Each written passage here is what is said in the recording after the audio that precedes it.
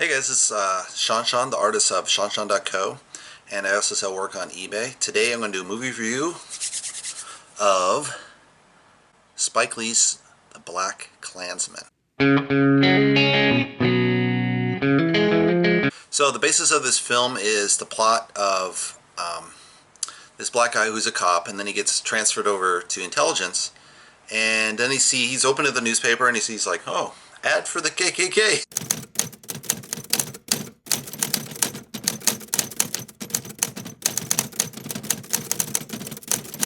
So he just gives him a call, totally randomly, and then he plays like he's this white guy trying to join the Klan, and the Klan's like, okay, come on down, and they're like, okay, and then he's like, oh shit, what do I do now?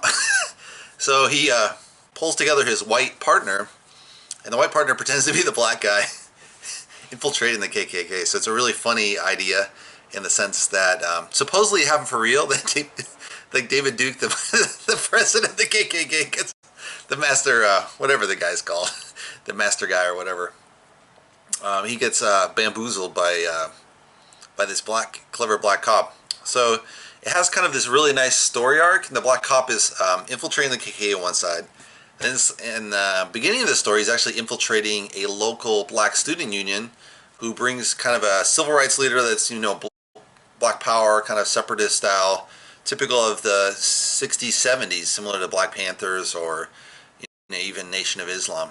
And so, the cops are a little wary on this, like, ooh, this could be trouble. They could stir up and burn the town down or something. So, they need to keep an eye on it. But again, it seems kind of racist in a way.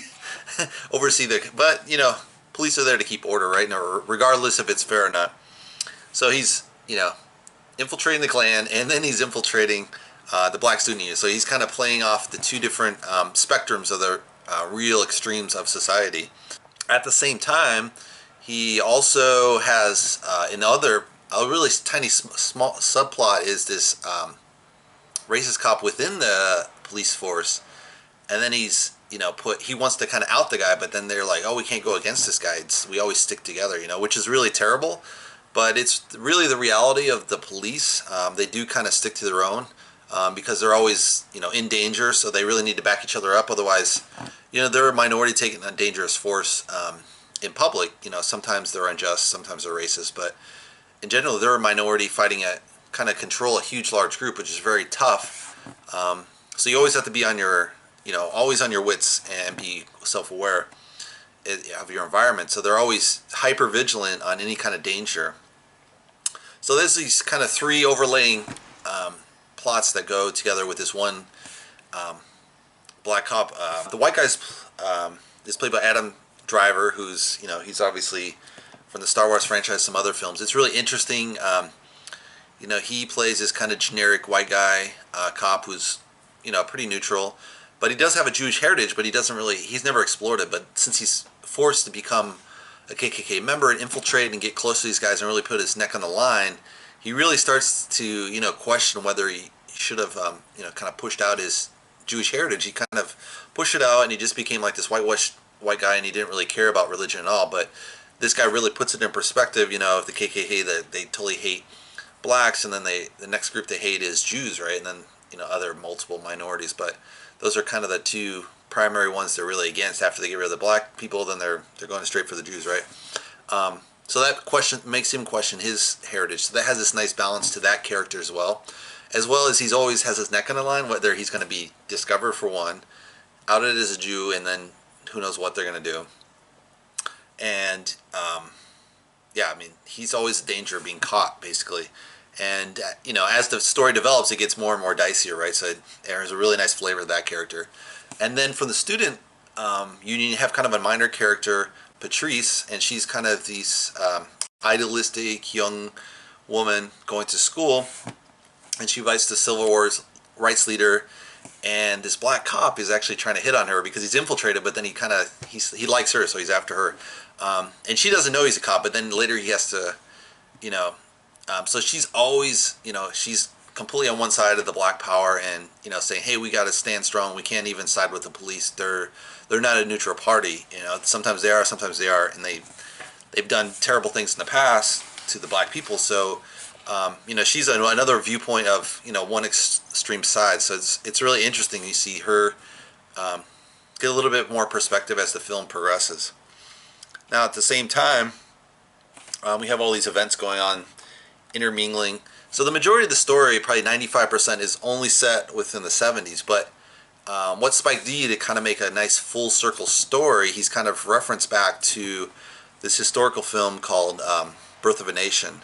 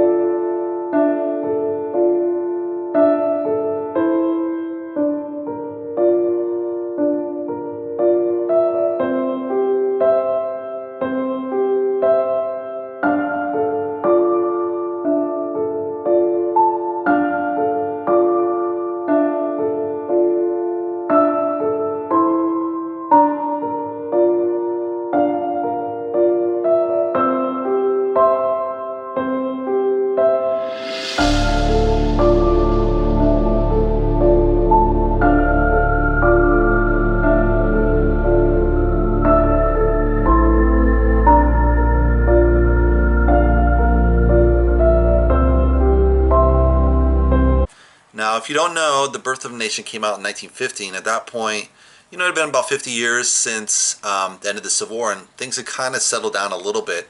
But then that film came out, and then later, the Great Depression. So those two kind of coincided, and Birth of a Nation really kind of saw the increase again in the Ku Klux Klan. They kind of came out, they started kind of pushing back and establishing Jim Crow laws and all these terrible things in the South. So they're kind of reimposing their will, even though lost the war, but then they reimpose this power over the black people again, pseudo in a pseudo fashion.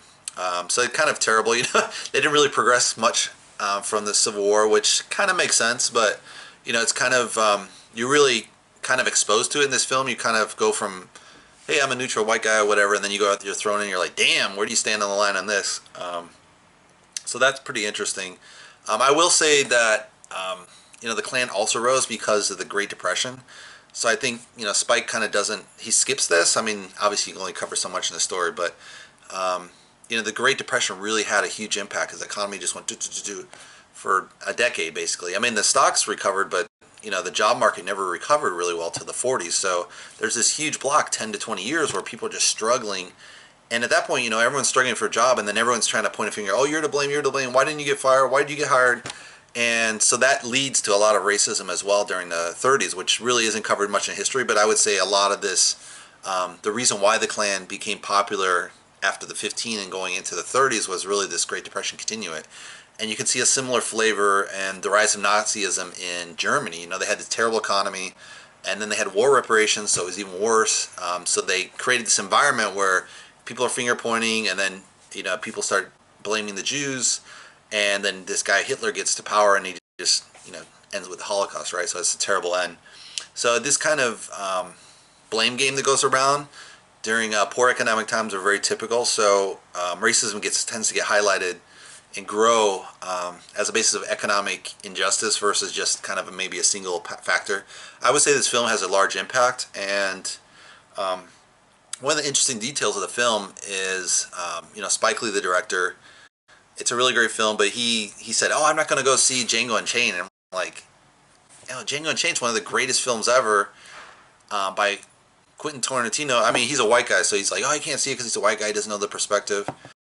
And, to Spike Lee's point, there has been, through the decades, especially in film industry, from Hollywood and then into independent filmmakers like Spike Lee, there's been, except for independent filmmakers, there's been a lot of films where the blacks are portrayed as villains, thugs, and this kind of self-perpetuates the reality that's in the street. At the same time, you could say, hey, if you present them as like in a sci-fi future where there's no racial injustice people can't relate. Like they made that jump in Star Trek in the '60s, and they just barely touched on it, having like Captain Kirk kiss Aurora, you know, and it was this white guy kissing a black woman on TV, and people were like, oh. Nowadays that wouldn't even faze anyone, but back in the day that was pretty, you know, it was like amazing to see it on TV. And even though that happened way back, you know, dating back since whites brought slaves over, there was always this intermingling, either forcibly or later, you know, people were just attracted to each other regardless of race.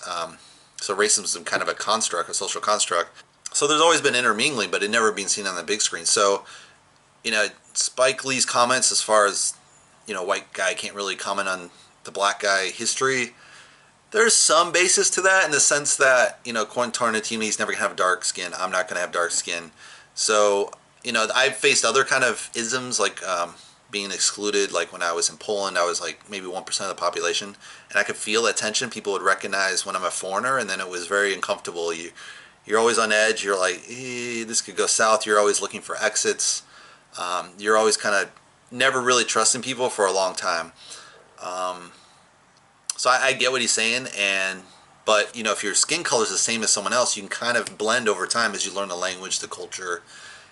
You change your clothing, you can kind of blend in. The same like in the character in the movie, Adam Driver's character, he's able to blend in as a KKK even though he has no racial hatred, right? But eventually there's a risk of him being outed, right?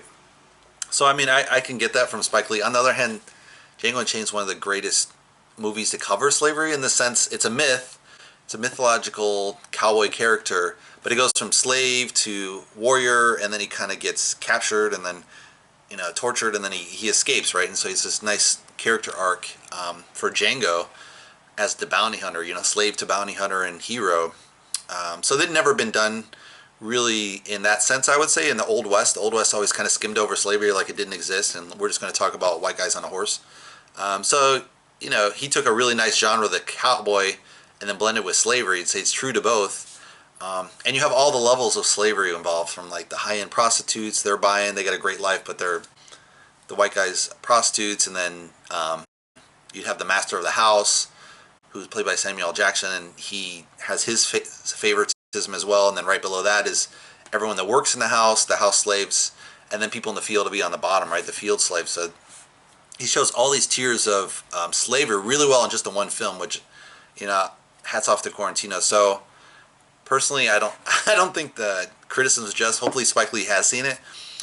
Interesting enough, I think Spike Lee has, but he hasn't admitted to it, because in this film he has a dialogue between two of the characters, Stallworth and this girl Patrice, who's in the Black Student Union, and they're having this dialogue about black exploitation films, and he's like, well, these are totally unrealistic to give, you know, it's escapism, and they're creating unrealistic values in society, and it doesn't address all the social issues. So I think that's kind of Spike Lee's way of saying these films are fun, but in the end of the day, they don't move the needle, progressing society forward. So they're really kind of valueless, and you know, they're really kind of a point in time. They reflect the time, but then they're like a paper tiger. You know, they say a lot of stuff, and then, you know, like he was taking on Superfly, you know, saying it's ridiculous.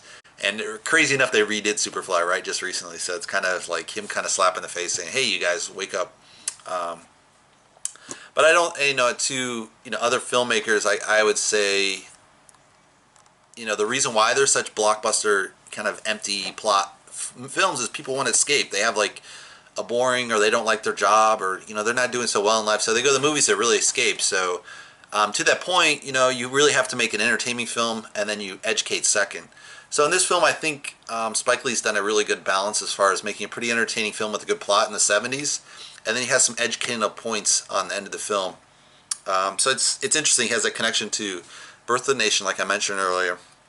Flash forward to the 70s, and you have the blacks watching the Birth of the Nation saying, "Oh my God, this is where we came from. This is horrible.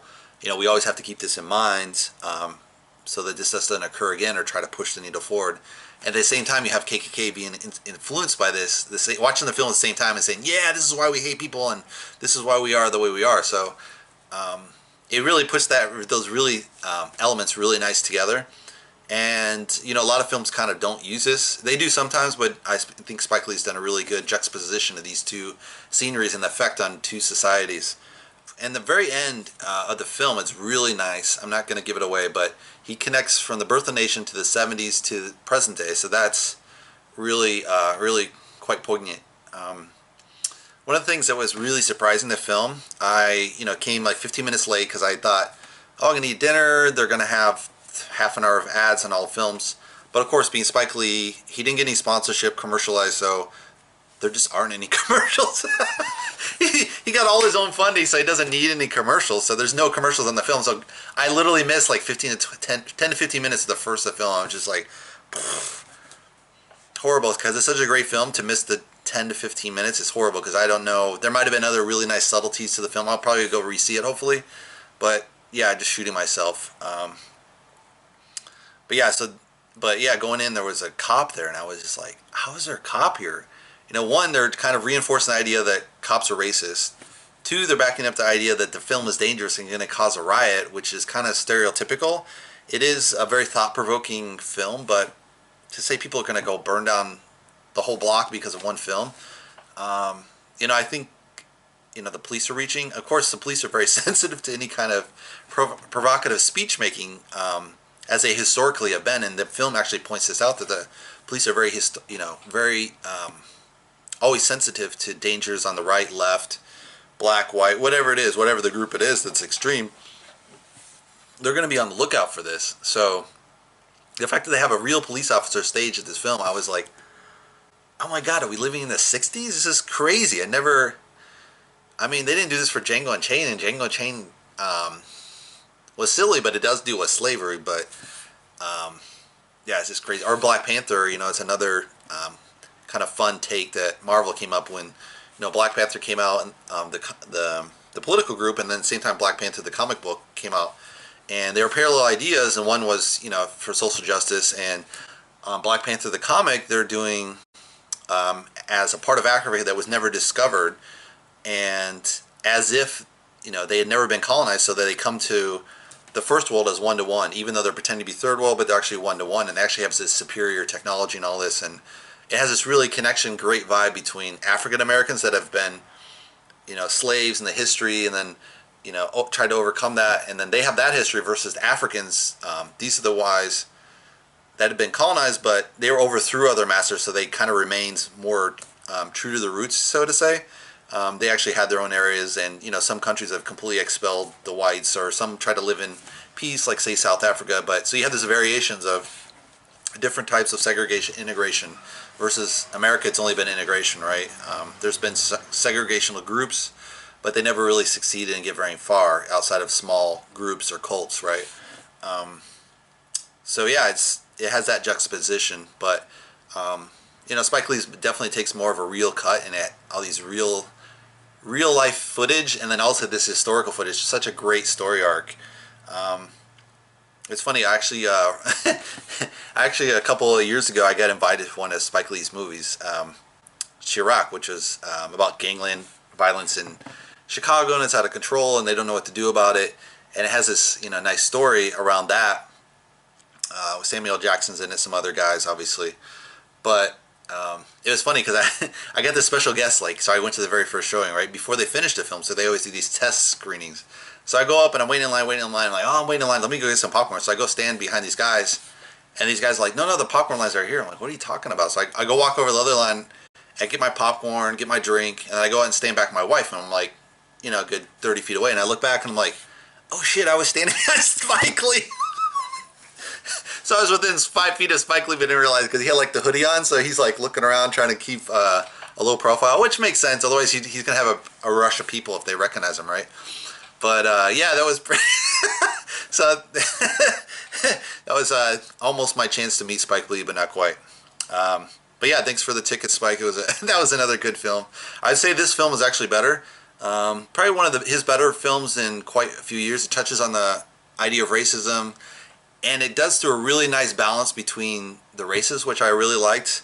I think might have that been partly because Jordan Peele was behind the director. He has Key and Peele on Comedy Central, and it's both these two black actors, and they have they're biracial, so they're their mothers are both white, so it's very interesting because they always bring that juxtaposition: are they black, are they white, are they mixed, and then all their skits are based on that. So I think he probably brings that little bit of grounding to Spike, because I think Spike would be really more out there. You know, Spike's obviously going to be Spike. I don't think he influenced him that much, but he probably brought that flavor as far as more of a balance to the white characters, which you really need to make a film come together.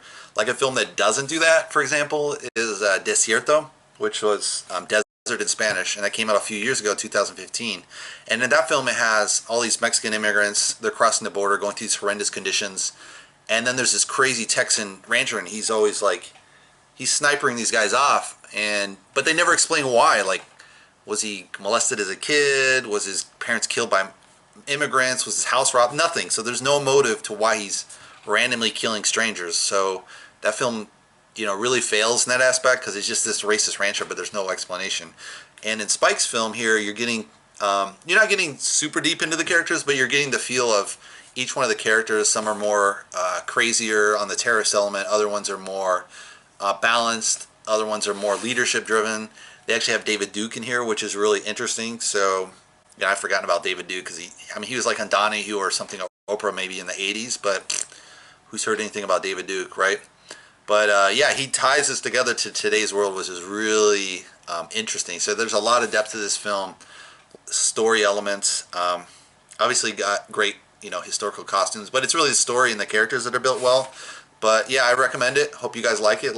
If you like this, give me a thumbs up. You can subscribe below, and yeah, share with friends. Thanks for watching, guys.